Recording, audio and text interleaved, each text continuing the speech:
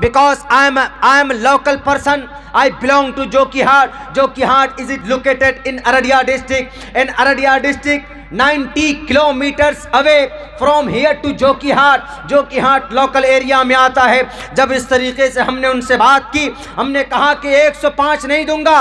Police वाले आकर बोलने लगे कि मौलाना 9 लाख रुपए की गाड़ी में बैठे हैं, 50 रुपए एक्स्ट्रा दे दीजिएगा तो क्या बिगड़ जाएगा। मैंने कहा 50 नहीं, मैं 100 रुपए देने के लिए तैयार हूं, लेकिन इसकी ये जो टोपी और दाढ़ी देखकर इसके अंदर जो नफरत पैदा हुई है, ये उस नफरत की वजह से मुझे डराने की कोशिश कर रहा है और मुझे धमकाने की कोशिश कर रहा है और मुझे डेमोरलाइज करने की कोशिश कर रहा है। इसीलिए इसके पसीने उतार दूंगा मैं 50 रुपए एक्स्ट्रा नहीं दूंगा। क्यों? ये इल्लीगल है और मैं इल्लीगल चीज को बर्दाश्त नहीं कर सकता।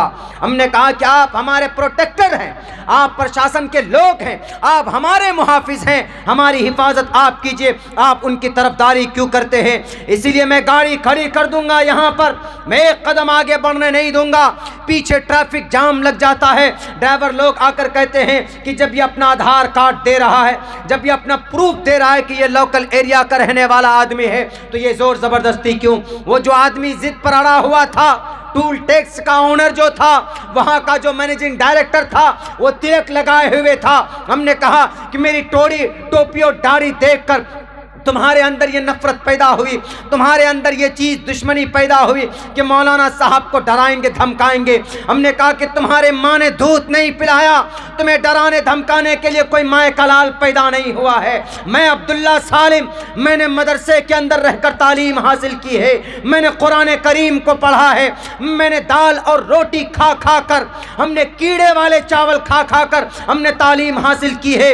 कौम ने हमको उम्मत का एक दयानतदार आलिम दीन हमको बनाया है। मैं कभी भी नहीं बदलूंगा, मैं कभी भी अपने ईमान का सौदा, अपने ज़मीर का सौदा नहीं करूंगा, तुम्हारे सामने अपने सर को नहीं झुकाऊंगा। देखते हैं कौन माए का लाल मुझसे 105 रुपए लेकर दिखाता। मैंने गाड़ी खड़ी की, हमने कहा कि लोकल हूँ, लोकल का एक 55 रुपए बनता है, लो 55 रुपए मैं मना नहीं कर रहा हूँ। मेरे भाइयों, आपका ये भाई वहाँ पर डटा रहा। इन द एंड आखिर में कहा कि मौलाना आपने तो भीड़ जमा कर दी, लीजिए 50 रुपए जमा कीजिए, लेकर जाइए। मैंने कहा कि अब 50 नहीं, अब चाहे तुम 60 रुपए ले लो, मैं देने के लिए तैयार हूँ। लेकिन तुमको एतराफ़ कराकर किया, मैंने एतराफ़ किया उसने कि ठीक है आप लोकल हैं, आप जाइए। अगर आप पढ़े लिखे हैं तो आप कहीं पर भी अपनी बात यकीन के साथ कह सकते हैं। अगर आप पढ़े लिखे नहीं हैं तो आपका हक भी आपके पॉकेट से, आपसे हलक से छीन लिया जाएगा। इसलिए अपने बच्चों को,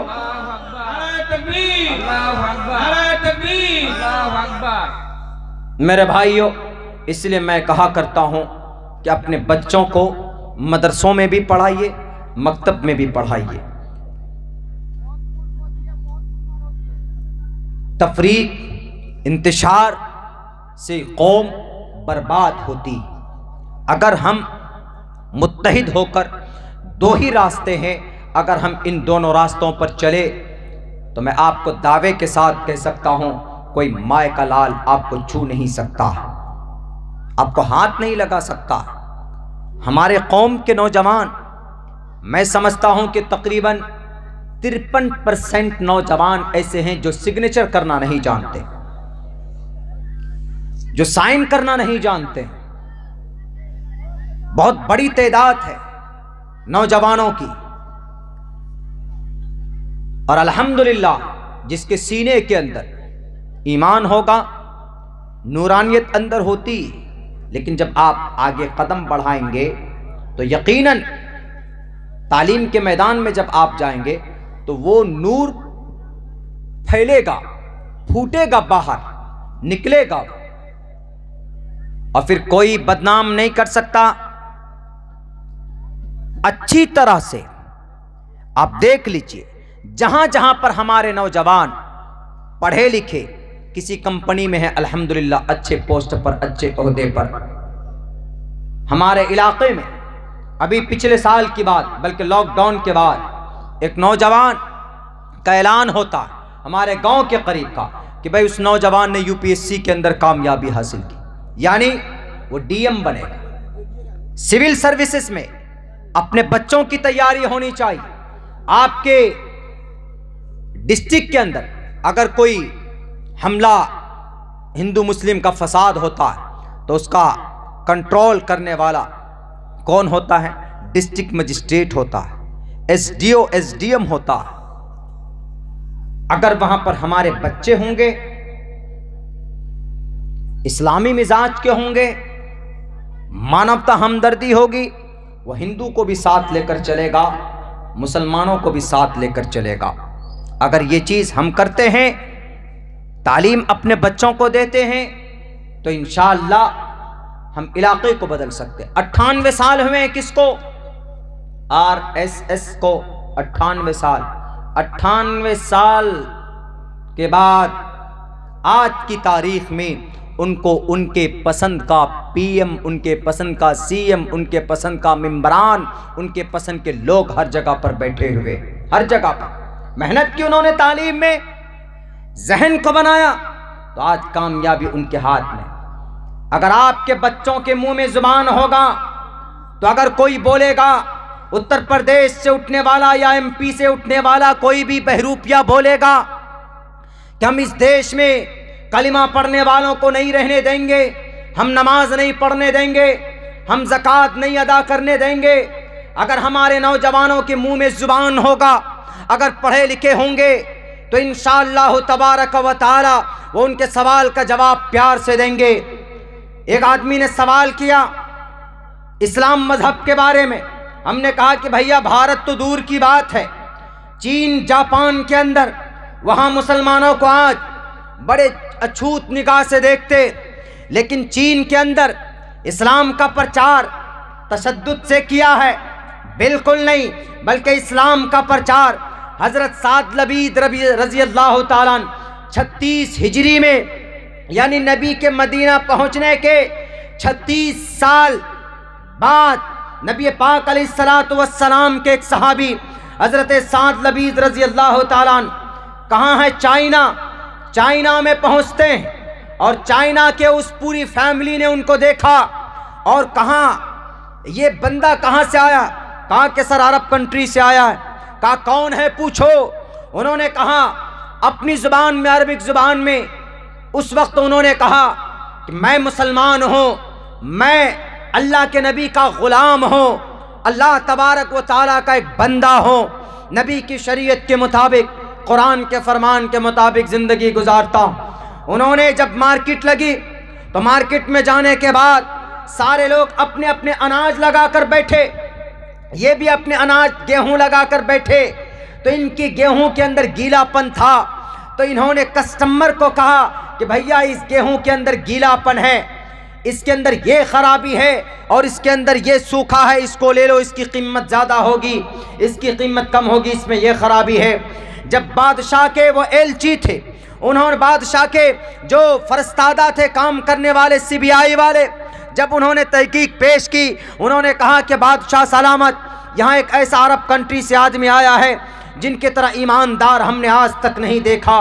उनके अनाज के अंदर थोड़ी सी कमी रहती, वो भी वो उनको क्लियर करके बयान बता देते हैं, कस्टमर को धोखे में नहीं रखते हैं। और बड़े पुररौनक चेहरा है और पगड़ी बांधे हुए हैं और सफ़ेद कपड़ों में मलबूस रहते हैं और पता नहीं 5 वक्त जाकर ऊपर नीचे दंड बैठक भी लगाते हैं। बादशाह ने उनको बुलाया, उस शहर का नाम मैं बताऊंगा, मध्य प्रदेश में मस्जिद के मीनारे तोड़ने वालों, जाओ, अगर तुम्हारे माँ ने तुम्हें दूध पिलाया है तो जाओ चीन के उन राजाओं से पूछो कि इस्लाम का प्रचार यहाँ पर कैसे हुआ था। जियांग हुई एक शहर का नाम है, जाओ उस शहर के बादशाह से पूछो। उस साद लबीद को बुलाया जाता है, साद लबीद से कहा जाता है कि तुम कौन हो, where did you come from, कहाँ से आए तुम। उन्होंने कहा कि आई कम फ्रॉम अरब कंट्री, वहाँ से मैं पहुँचा हूँ, right now, and I converted my religion and I was disbeliever and pagan. 33 crore देवी देवताओं को हम मानते थे, ईश्वर को एक नहीं मानते थे, अनेक मानते थे। शराब पीते थे हम लोग, जिना करते थे हम लोग, सूद खाते थे हम लोग, गरीबों के ऊपर अत्याचार करते थे हम लोग, जुल्म ज़्यादती करते थे हम लोग, छोटी छोटी बात में गर्दन उड़ा दिया करते थे। लेकिन हमारे बीच में एक आए, अल्लाह की तरफ से भेजे हुए एक बड़े रहम दिल, खुश मिजाज, खुद भूखे रह जाते थे लेकिन दूसरों को कभी भूखा नहीं रहने दिया। खुद नंगे बदन रहते थे लेकिन उनके बदन तन पर कोई कपड़ा नहीं होता था अगर, तो वह अपने तन से चादर उतार कर दूसरे को दे दिया करते थे। वो एक ऐसे अल्लाह के भेजे हुए पैगंबर आए हैं, उनका नाम मोहम्मद इब्न अब्दुल्ला है। उनका नाम, वो पैदा हुए मक्का में, उस जगह का नाम शंबल कराम। भोपाल, मध्य प्रदेश, उत्तर प्रदेश के उन लोगों से मैं ये बात कहना चाहूँगा कि नबी पैदा हुए कहाँ? शंबल कराम में। पूछो जाकर जंग हुई कि बादशाह से। उनको साद लबीद ने कहा कि हमारे आखिरी नबी का नाम नराशंस था, हमारे आखिरी नबी का नाम मैतरा था, हमारे आखिरी नबी के पैदाइश जाए पैदाइश संबल कराम था। संबल कराम गोक्य सबराह मानयस कहा तमना। ऊंचे खानदान में वह पैदा हुए, उसके बावजूद भी हम सब के साथ मिलते और जुलते थे, प्यार मोहब्बत की बातें करते थे। गोक्य सबराह मानयस, मस्जिद तोड़ने वालों, माथे पर तिलक लगाकर नफरत की बीज बोने वाले मेरे हिंदू भाइयों, कुछ नहीं होने वाला है। इन राजनेताओं के कहने पर आओगे तो तबाह हो जाओगे, इसलिए कि मोहब्बत और दोस्ती खत्म हो जाएगी तो तबाही तबाही होगी। मोहब्बत और दोस्ती को बहाल रखो, सारे लोग मिलकर रहो।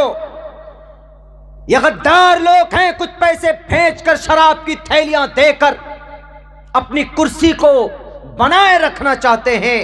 राजनेताओं से किसी का भला नहीं हुआ है, ये अपनी कुर्सियां बचाने के लिए कुछ भी करवा सकते हैं। पढ़ो अपने ग्रंथों को जिसमें कहा गया साफ लफ्जों में, साफ क्लियर लफ्जों में, शंभल कराम अमन की जगह पर पैदा होने वाले। गुख्य सबरा हमने कहा तमन भवने विष्णु यशा कल की प्रादुर्भविष्यति। अब्दुल्ला के जरिए से सोमवती के कोख से जन्म लेंगे, पूरी दुनिया के लोग फिदा होकर उनका नाम लेंगे। नर आशंस, ऐसा मर्द जिसकी बहुत ज्यादा तारीफ की गई हो, पूरी दुनिया में सबसे ज्यादा तारीफ, सबसे ज्यादा नाम मोहम्मद इब्न अब्दुल्ला का लिया जाता है। पूरी दुनिया के अंदर 24 घंटे में अजान दी जाती है। अभी हमारे यहाँ ईशा की अजान दी गई तो दूसरे कंट्री के अंदर चले जाइए, फजर की अजान दी जाती है। हर जगह पर कहा जाता अजान में अशहदु अन्न मुहम्मदुर रसूलुल्लाह, तो पता चला 24 घंटे तक हमारे मुहम्मदुर रसूलुल्लाह के नाम पढ़े जाते हैं, बोले जाते हैं, तारीफ की जाती है। इसीलिए इस मंत्र में कहा गया नर आशंस संवाजिनम वाजन्नी शैदीरम पूषणम सन्मैरी में रथम न दुर्गा दवसवा सुधानवो विश्व सम्मानो। पूरी दुनिया में सबसे ज्यादा सम्मान इज्जत मिलने वाली जात नर आशंस मोहम्मद इब्न अब्दुल्ला। उन्होंने कहा, हजरत साद लबीद ने कहा चीन के बादशाह से कि हमारे नबी, वो कभी उन्होंने कहा कि शराब मत पियो, उन्होंने कहा कि बेटियों को क्यों जिंदा दफन करते हो? बादशाह सलामत। तो बादशाह ने पूछा, बादशाह ने कहा कि अरे बेटी औरत ना, उन्होंने कहा औरत, कहा कि औरत तो ऐश की चीज होती है। बादशाह ने कहा, चीन के जांग हुई के बादशाह, चीन के बादशाह ने कहा कि औरत तो ऐश की चीज होती है, औरत जवान है, जवानी है, खूबसूरती है, शराब कबाब शबाब लेकर आओ, औरत के साथ ऐश करो, जब औरत बुरी हो जाए उसको फेंक दो उठाकर। उस बादशाह ने कहा कि नहीं, हमारे नबी ने, मोहम्मद इब्न अब्दुल्लाह ने, मोहम्मदुर रसूलुल्लाह ने, उन्होंने आकर बताया कि ए लोगों, इन औरत और इन बेटी हमारे यहाँ बच्चियों को जिंदा दफन कर देते थे। ए बादशाह सलामत। उन्होंने कहा कि अपनी बेटी को, उन्होंने कहा तो क्या हरज है, जिस बाप को गैरत आती होगी कि मेरी बेटी आगे चलकर किसी और के साथ जाएगी तो दफन कर देता होगा। कौन सी बड़ी बात है? हजरत साद लबीद ने कहा कि नहीं, अल्लाह के नबी ने मना किया, कुरान में वही के ज़रिए से उनको मना किया गया, समाज के लोगों को बताया। तो अल्लाह के नबी ने हमें बताया कि ऐ लोगों, अपने बेटियों को जिंदा दफन मत करो, वरना हम लोग, हमारे घर पे बेटी पैदा होती थी तो हम उनको जिंदा दफन कर देते थे। एक मौके पर एक सहाबी ने, उनके घर पे बेटी पैदा हुई, उनकी माँ ने उस बेटी को छुपा करके रखा। जब वो बेटी उसकी 8 साल की हो गई तो 8 साल के बाद जब उसकी बेटी अब्बा के सामने आती है, उसकी माँ ने लाया कि हो सकता है कि बड़ी हो जाने के बाद बाप के दिल में रहम आ जाए ज़्यादा। तो बाप के सामने जब आई तो बाप ने कहा कि ये बच्ची लड़की कौन है, किसकी बेटी है जो अभी तक जिंदा है, अभी तक इसको क्यों नहीं जिंदा दफन किया? मेरी माँ और बहनों, आप लोग सुनिए कि आप लोगों के ताल्लुक से 1450 साल पहले लोगों का क्या अकीदा था।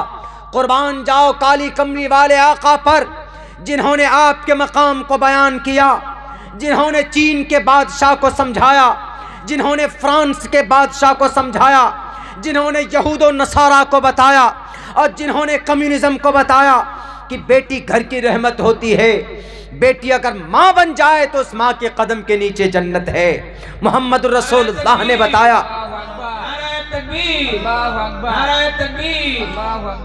हजरत साद लबीद ने कहा चीन के बादशाह से कि अल्लाह के नबी अलैहिस्सलाम ने बताया, सहाबाए किराम के सामने जब वो बेटी आई तो उस सहाबी ने पूछा अपनी बीवी से कि ये लड़की कौन है, अभी तक जिंदा क्यों है, इसका बाप कौन है, अभी तक इनको क्यों नहीं जमीन में जिंदा दफन किया?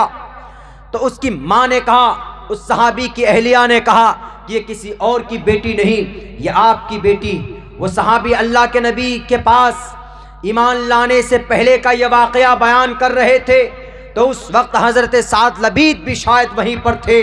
तो हज़रत नबी पाक अलैहिस्सलाम के सामने जब उस सहाबी ने कहा कि अल्लाह के नबी, जब मेरी बेटी 8 साल की उम्र में मेरे सामने लाई गई तो मैंने जब पूछा कि ये बेटी कौन है, किसकी है, तो इसकी माँ ने कहा, मेरी अहलिया ने कहा कि आप ही की बेटी है, मैंने छुपा कर रखा था, इसकी परवरिश की थी ताकि आप बड़ी हो जाने के बाद आपके दिल में रहम आ जाए, आपके दिल में मोहब्बत पैदा हो जाए, आप इनको दफन ना करें।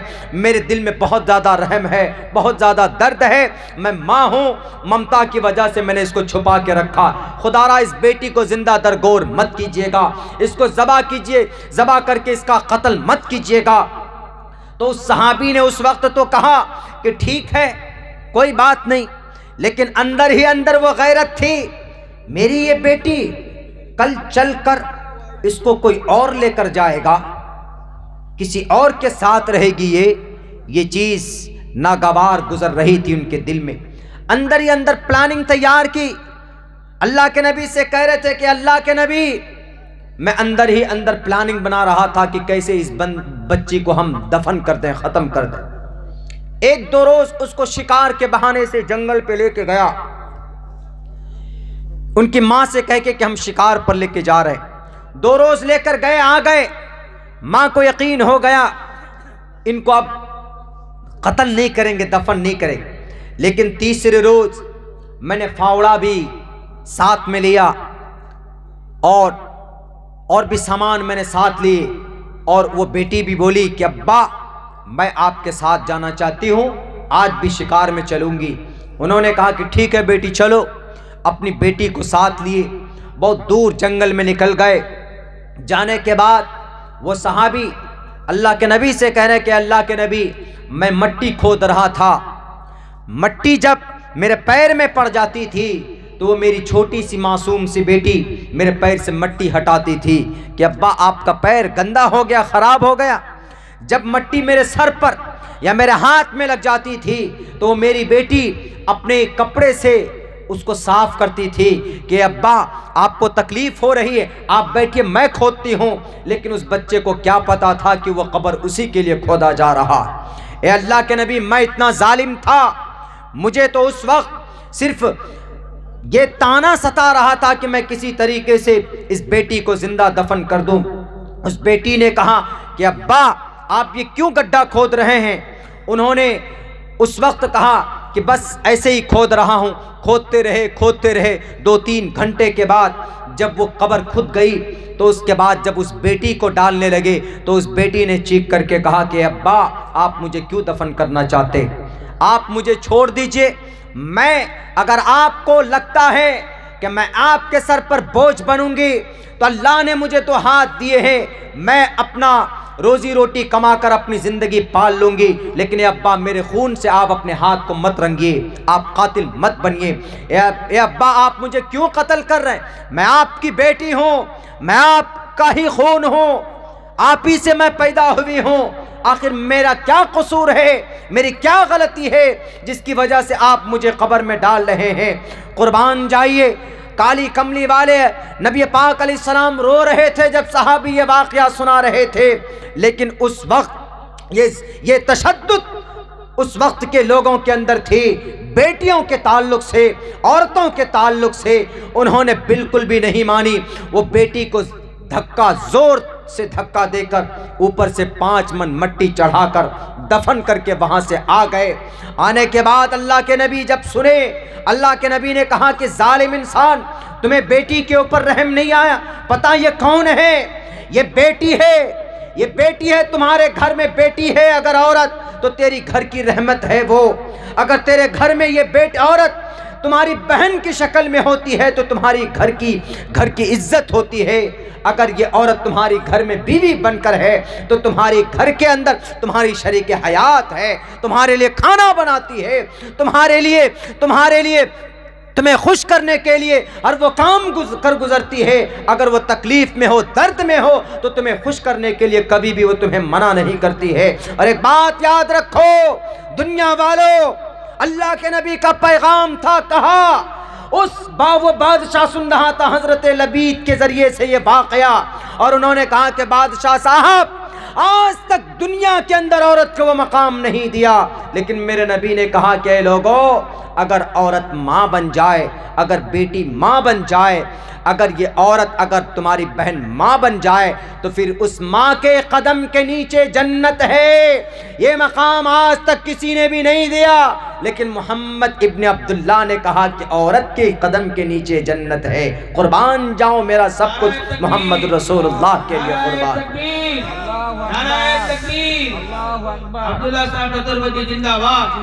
मेरे भाइयों, जब ये वाकया सुना उन्होंने, जियांग हुई, चीन नाम अजीब तरह होता है चीन के अंदर, जब ये सुना वाकया हजरत लबीद की जुबानी उस सहाबी का कि मेरे मोहम्मद हमारे नबी ऐसे हैं, उनकी वजह से हमारे सर पे ताज है, हमारे पूरे बदन के ऊपर सफ़ेद कपड़े हैं, और हम 5 वक्त जो आप बोलते हैं ना कि दंड बैठक लगाते हैं, वो दंड बैठक ने वो साष्टांग है। साष्टांग 100 अष्टांग, 8 अंग के जरिए से ईश्वर की भक्ति करना। 8 अंग के जरिए से ईश्वर की भक्ति कैसे होगी, 8 अंग के जरिए से ईश्वर की पूजा कैसे होगी, कोई नहीं बता सकता।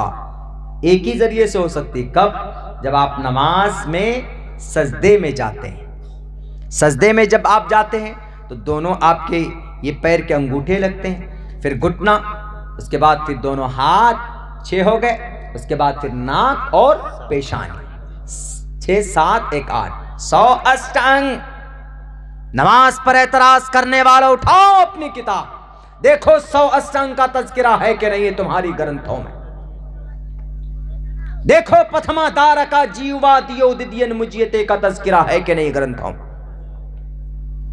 खड़ा नहीं हो सकते तुम अपने हमारे सामने, मैं तालिब इल्म जरूर हूं, लेकिन तुम्हारी ग्रंथों को पढ़ना शुरू करूंगा तो हमारी नमाज तुम्हारी ग्रंथों के अंदर नजर आएगी, हमारा अज़ान तुम्हारी ग्रंथों के अंदर नजर आए, हमारे ज़कात तुम्हारी ग्रंथों के अंदर नजर आएगी, हमारे रोजे तुम्हारे ग्रंथों के अंदर नजर आएंगे, हमारे नबी तुम्हारे ग्रंथों में नजर आएंगे, हमारी आखिरत तुम्हारे ग्रंथों में नजर आएगी, हमारी क़यामत तुम्हारे ग्रंथों में नजर आएगी। उठाओ क़यामत का तज़किरा तुम्हारे गुरुर पुराण के अंदर है कि नहीं है।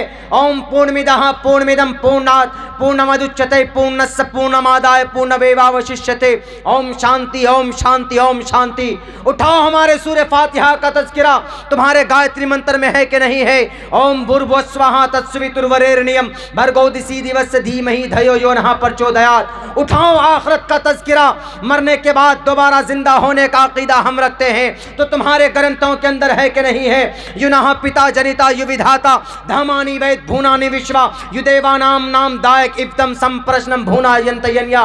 उठाओ एक अल्लाह का तज़किरा, हमारे एक अल्लाह के होने का अकीदा तुम्हारे ग्रंथों के अंदर मौजूद है कि नहीं है। लिंग चिदी शिखा नतस्य कत्तित पतरस्ती लुके न चिस्ताने वच्चुतिस्य लिंगम सकारनम कर्णाधिपाधिपो न चास्य कच्चित जनिता नताधिपा।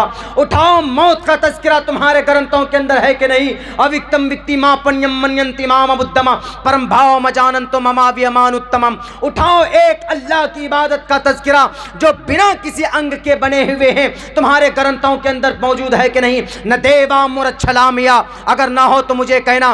दुनिया के अंदर कितना बड़ा पढ़ा लिखा आ जाए मैं साबित करूंगा अपने कुरान से भी और बाइबल से भी और वेदों से भी कि वी आर कंप्लीटली मुस्लिम। हम अल्लाह और ईश्वर के नजदीक सबसे बेहतर और कंप्लीट अगर कोई इंसान है, सबसे बेहतर और कंप्लीट अगर कोई मनुष्य है तो वह इस धरती का मुसलमान है। क्यों? क्योंकि वह ईश्वर के फरमान के मुताबिक अपनी जिंदगी गुजारता है।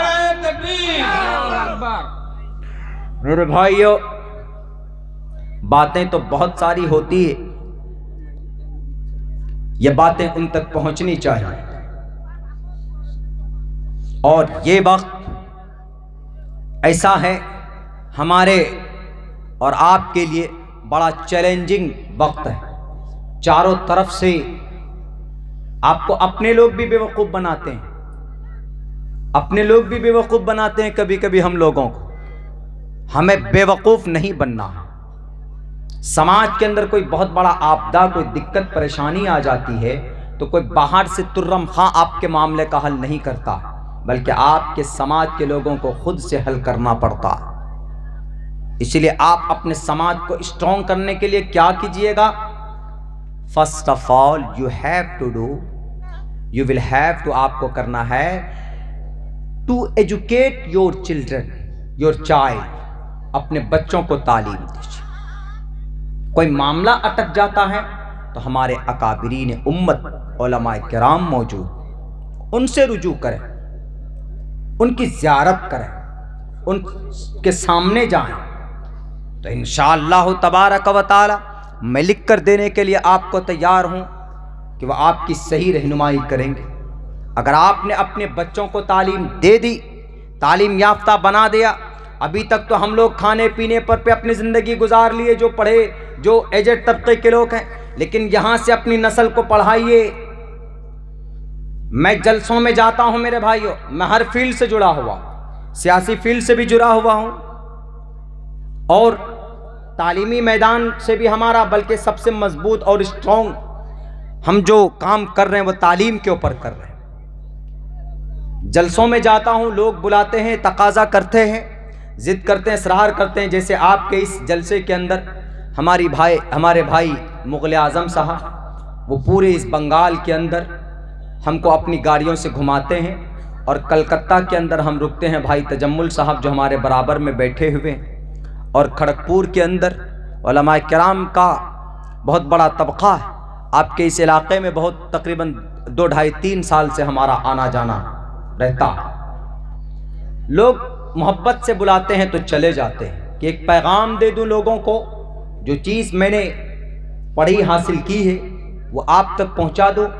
वरना सबसे बेसिक जो हमारा फोकस है वो तालीम पर, एजुकेशन पर है। हमारा एक एजुकेशनल इदारा चलता है, उसके अंदर हम दोनों तालीम बच्चों को देते हैं। कुरान की भी तालीम हम बच्चों को देते हैं, साइंस की भी तालीम हम बच्चों को देते हैं। ऐसा नहीं कि हमारा बच्चा कुरान पढ़ना जान जाए, हमारा बच्चा हाफिज़ कुरान बन जाए, मौलाना साहब बन जाए। अब उनसे अगर पूछें कि बाबू तुम्हारे बंगाल का सीएम कौन है, चीफ मिनिस्टर कौन है, बहुत ऐसा होता है, अभी तक होता हुआ आया है कि हमारे मदारिस के मकातिब के बच्चों में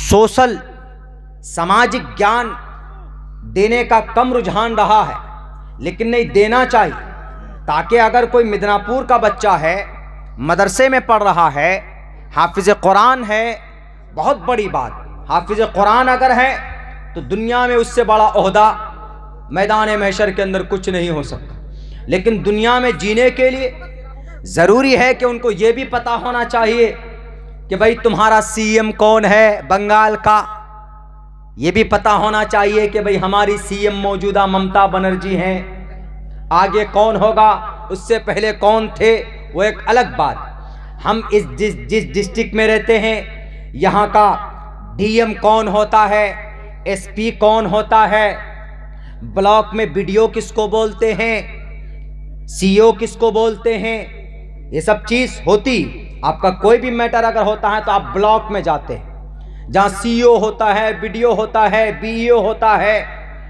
डिस्ट्रिक्ट में जाइए, डीईओ होता है, डीएम होता है, एसडीएम होता है, एसपी होता है, डीएसपी होता है। ये चीज़ बच्चों को आना चाहिए, ताकि अगर आप पर कोई जुल्म करे तो आपको पता होना चाहिए कि अगर आपकी ज़मीन के ऊपर कोई कब्जा कर रहा है, कोई वो कर रहा है, तो आपकी ज़मीन का मामला कौन देखेगा? है ज़मीन का मामला, आप चले गए कहाँ, किसी नेताजी के पास तो हल नहीं होगा। ज़मीन का मामला है तो सीईओ के पास जाना होगा, वो जाकर के ठीक ठाक कराएगा। तो ये चीज़ है, अपने बच्चों को कुरान की तालीम के साथ साथ अपने बच्चों को दुनियावी तालीम भी नेसेसरी और ज़रूरी है, ताकि आपका बच्चा अगर कहीं जाए रास्ते में, सफ़र में, तो वहाँ लिखा हुआ क्या है रेलवे स्टेशन में, ये कौन सा डब्बा है, ये कौन सी बोगी है, ये कौन सा नंबर है, वहाँ पर बच्चा आपका लकीर का फ़कीर ना हो जाए। अगर आपका बच्चा एयरपोर्ट में जाए तो वहाँ पर बोर्डिंग पास कहाँ मिलता है, कहाँ पर सामान की चेकिंग होती है, सब कुछ लिखा हुआ होता है, पूछने में अजीब सी मालूम होती है। कम से कम इतनी तालीम अपने बच्चों को आप दीजिए, इंशाअल्लाह तबारक व तआला।